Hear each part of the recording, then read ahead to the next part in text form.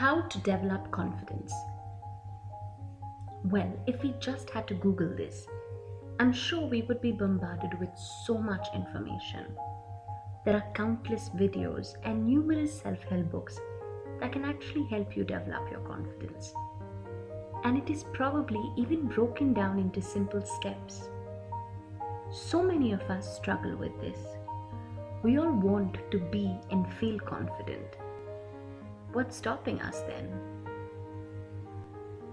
Let me share with you a true incident that will give us a chance to explore confidence in a different light.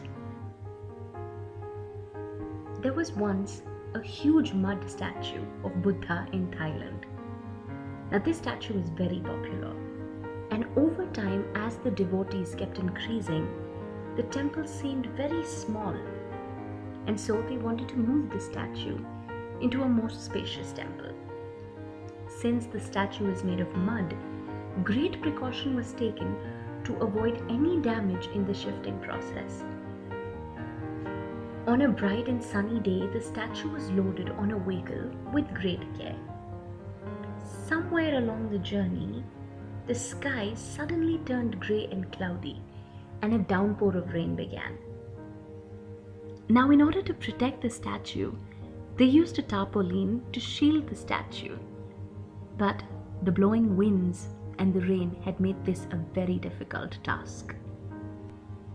Soon mud began to drip from it, but the petrified people began to see gleaming yellow underneath. It came as a pleasant shock as the statue began to emerge as the golden Buddha, and the statue became more famous now. Historians found that the Buddha had been artistically smeared with mud to discourage plunderers from carrying it away during the war between Thailand and Burma.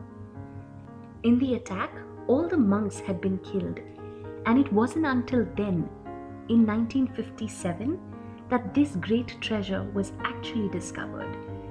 And for almost 200 years, people thought that it was just a mud Buddha. Like this Buddha, we are all born with confidence. And as little infants, we had a great level of self-worth.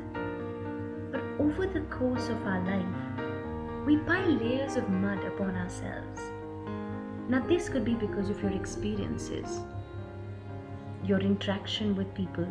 It could be your parents, your school, your community, or even the media.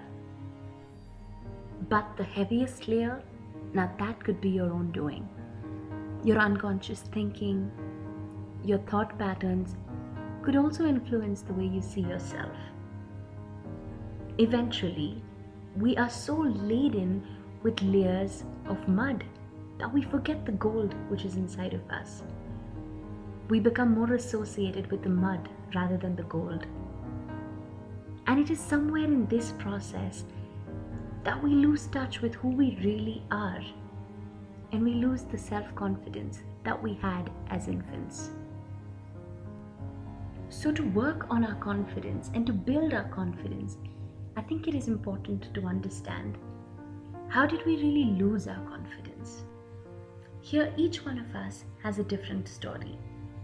So it is safe to conclude that our journey to gain back our confidence can also look very different. Here, certainly, one size does not fit all. You probably could have lost your confidence if you were constantly compared to others, or you compared yourself to others. Now this can be very difficult. It's not easy to feel less than somebody else, especially if you were compared to either a friend or a sibling. The comparison game is quite deadly because we never compare our best with somebody else. We generally tend to compare our worst with somebody else's best. It's also possible that you lost your confidence because you kept focusing on your weaknesses rather than your strengths. I have. For a very long period of time, I would keep counting all my weaknesses and feeling like I'm not capable, I'm not good enough. and this certainly did take a toll on my confidence. Another reason could be that you probably tried something new, but you failed, so you decided to just stay there. Failing is normal, but let us agree that so many of us are so afraid to try something new only because we are scared that we may fail. Somewhere we have associated shame with failing. I've been here too. Scared to sing only because I was afraid that I may go off tune or that people would laugh at me. A few other ways in which we could have probably lost our confidence is that you heard or you listened to wrong voices, both inner and outer. Another common reason we could have lost our confidence is because we've been quite critical about ourselves. Now, this critical attitude certainly will impact your level of confidence. Well, of course, there can be many different reasons. So take a moment, think about yours. You could even journal this. And once you have identified your reason, let's begin to explore a little deeper. What are your underlying feelings associated with this? All our experiences could be different, and psychologists generally associate a lack of confidence with two main emotions, with fear and shame. Both these emotions go hand in hand. They're quite strong and they can even paralyze us. So to build our confidence, what we really need to learn is how to deal with these two emotions, with fear and shame. Let me take you through a therapeutic process. We begin by choosing a specific fear that you would like to work with. For example, what if I fail? We then challenge this thought by asking a few questions. When did I really develop this fear? What is the evidence for this fear? How do I act when I experience this fear? What are the evidences against this fear? Can I think of a time when this fear has not been true? Is this fear helping me or is it hurting me? Who would I be if I let go of this fear? What could I do if I let go of this fear? What is the worst that can happen if I let go of this fear? This is a short yet simple cognitive behavior therapy that can help you challenge your fears and to channelize them more positively. It is also important to remind ourselves that our whole identity need not be on the line when we're trying something new and outside of our comfort zone. It could be possible that you tried something new and it did not go as planned.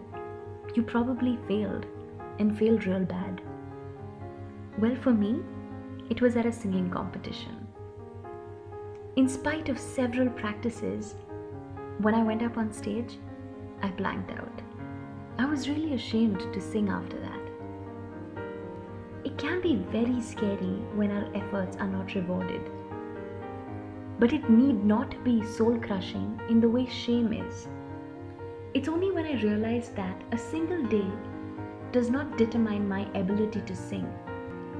So let's try not to attack our sense of self when we try something new.